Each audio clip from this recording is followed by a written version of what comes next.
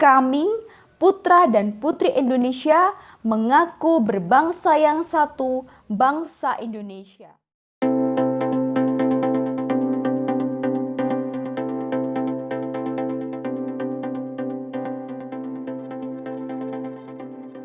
Sumpah Pemuda dicetuskan dalam Kongres Pemuda II yang dilaksanakan selama 2 hari pada tanggal 27 dan 28 Oktober 1928. Kongres Pemuda kedua tersebut dilaksanakan di sebuah rumah yang terletak di Jalan Keramat Raya nomor 106 Jakarta Pusat. Tujuan dilakukannya kongres itu diantaranya yaitu untuk melahirkan cita-cita semua perkumpulan pemuda di Indonesia, membicarakan beberapa masalah pergerakan pemuda di Indonesia, serta memperkuat kesadaran kebangsaan dan memperteguh persatuan. Tepatnya pada hari Minggu tanggal 28 Oktober 1928, para peserta Kongres Pemuda II yang terdiri atas pemuda dan pemudi dari berbagai latar belakang sejarah, suku, dan agama dari seluruh Indonesia sepakat untuk mencetuskan suatu ikrar yang sekarang kita kenal dengan Sumpah Pemuda. Ikrar Sumpah Pemuda tersebut berbunyi, "Kami, putra dan putri Indonesia, mengaku bertumpah darah satu, tanah air Indonesia. Kami, putra dan putri Indonesia, mengaku berbangsa yang satu, bangsa Indonesia. Kami, putra dan putri Indonesia, menjunjung tinggi bahasa persatuan, bahasa Indonesia." Keyakinan dalam ikrar Sumpah Pemuda tersebut kemudian disebarluaskan untuk dijadikan sebagai asas semua perkumpulan kebangsaan di Indonesia. Pada tanggal 16 Desember 1959, Presiden Soekarno menetapkan Hari Sumpah Pemuda pada tanggal 28 Oktober tersebut sebagai hari nasional sebagaimana hari-hari nasional lainnya. Di balik salah satu peristiwa bersejarah yang penting bagi bangsa Indonesia tersebut, ada beberapa fakta yang masih jarang kita ketahui. Lalu, apa saja fakta-fakta tersebut? Jangan kemana-mana, simak terus video berikut ini.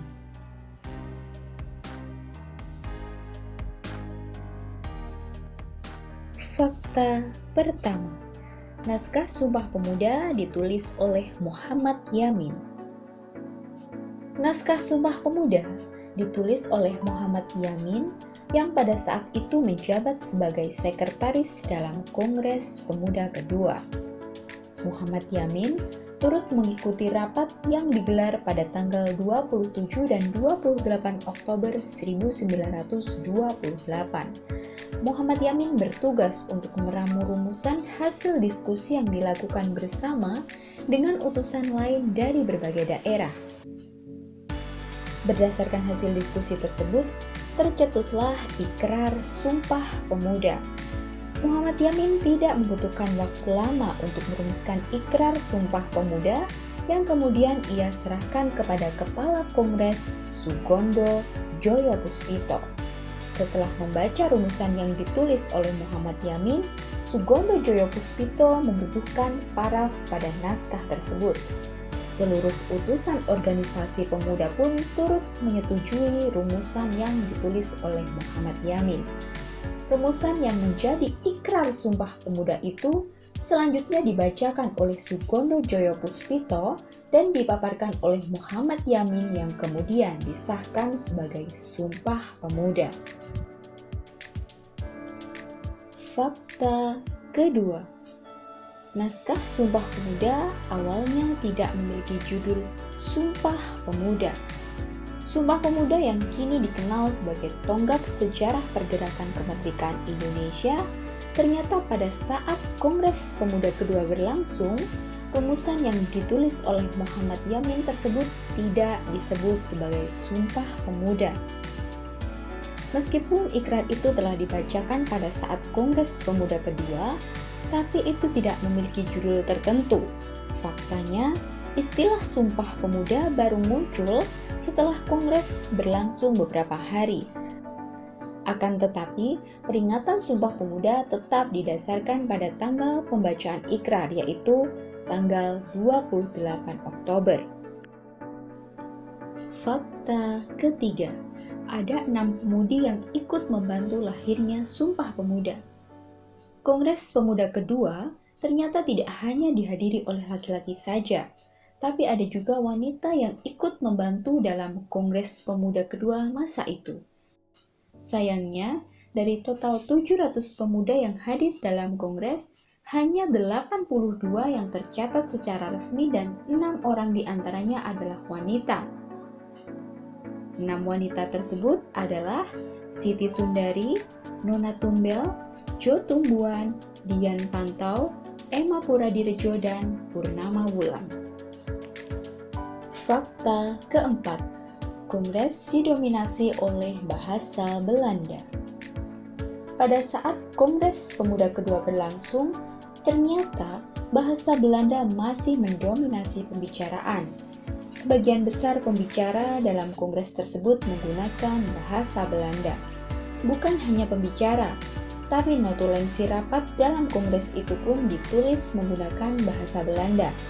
Meskipun demikian, ada juga yang mahir berbahasa Melayu yang merupakan cikal bakal bahasa Indonesia, yakni Muhammad Yamin. Sebagai sekretaris kongres, Muhammad Yamin berperan penting dalam menerjemahkan pidato serta kesepakatan sidang ke dalam bahasa Melayu yang dituliskan dengan menggunakan ejaan Van Ophuijsen. Ejaan Van Ophuijsen merupakan ejaan yang digunakan pada masa itu untuk menulis kata berbahasa Melayu menggunakan model yang bisa dimengerti oleh orang-orang Belanda. Fakta kelima, kata merdeka dianggap terlarang. Kongres Pemuda kedua dijaga ketat oleh kepolisian Belanda. Saat kongres berlangsung, para peserta tidak diizinkan menyuarakan kata merdeka, karena memang pada saat itu kata merdeka merupakan kata yang dianggap terlarang. Untungnya, meskipun peserta yang hadir adalah para pemuda dengan jiwa-jiwa yang membara, mereka masih bisa mengkondisikan diri. Cerdiknya, mereka juga mampu merumuskan ikrar Sumpah Pemuda yang menjadi pergerakan kemerdekaan Indonesia meski tanpa menggunakan kata merdeka. Fakta keenam, lagu Indonesia Raya dibawakan tanpa syair. Lagu Indonesia Raya pertama kali dikumandangkan dalam Kongres Pemuda kedua, tepatnya bersamaan dengan hari dibacakannya Sumpah Pemuda. Akan tetapi, W.G. Rudolf Supratman atau yang dikenal dengan W.R. Supratman yang merupakan pencipta lagu Indonesia Raya tersebut tidak menyanyikan lagu atau menyertakan syairnya, melainkan hanya memainkan iringan biola saja. Hal itu lantaran disebabkan karena Kongres Pemuda kedua dijaga ketat oleh kepolisian Belanda, sehingga menimbulkan kekhawatiran jika kata Indonesia dan merdeka dalam syair lagu menimbulkan konflik.